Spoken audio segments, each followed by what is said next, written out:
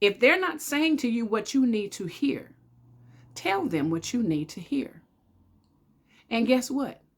If you can articulate exactly what it is that you need to hear that you're not hearing, you're the one who's supposed to be saying it. It's your job to start speaking it.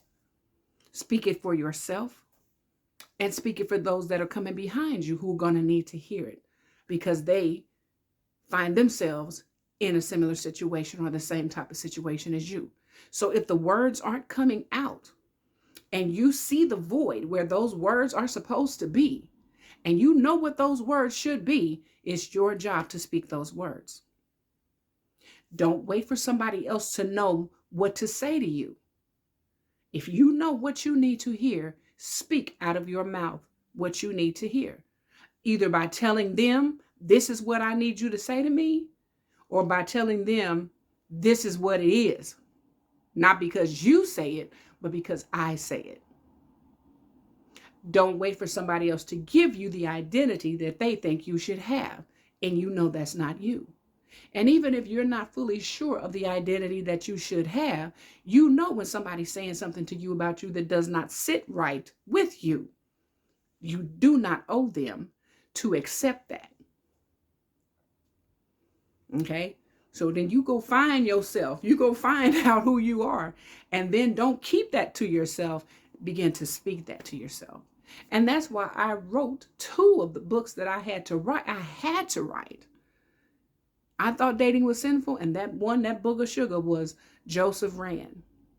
Because I was saying something's not being said. Something's missing. And then God gave me what was missing. And then he helped me write the book. So even if there's books out there that you're reading them and you're looking for answers, and you say, nobody's writing about this. It's your job to write about it.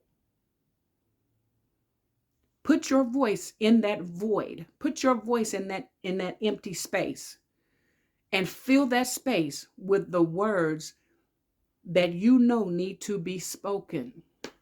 I had to write empty womb because I sat in church year after year after year, the first 12 years of my marriage, trying to get pregnant and couldn't get pregnant. And then every year on Mother's Day, here I got to sit in church and listen to these preachers talk about Hannah. And I was Hannah.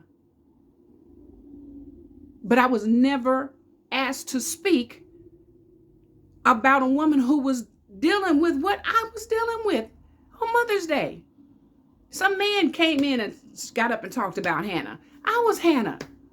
Some woman who never had problems having children got up and talked. It was always Hannah. But I'm a modern day Hannah. So guess what? I have never gotten a chance to speak in my church on Mother's Day about Hannah. But you know what I did? I wrote about her in my book when I talked about my own infertility. My own issue with infertility when I was married for the first 12 years of my marriage. 13.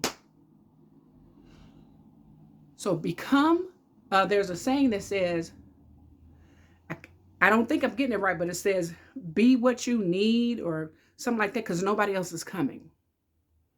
So I'll end this video with this, reiterating what I said before. If you can articulate exactly what it is that you need to hear that nobody's saying to you, it's your job to say it.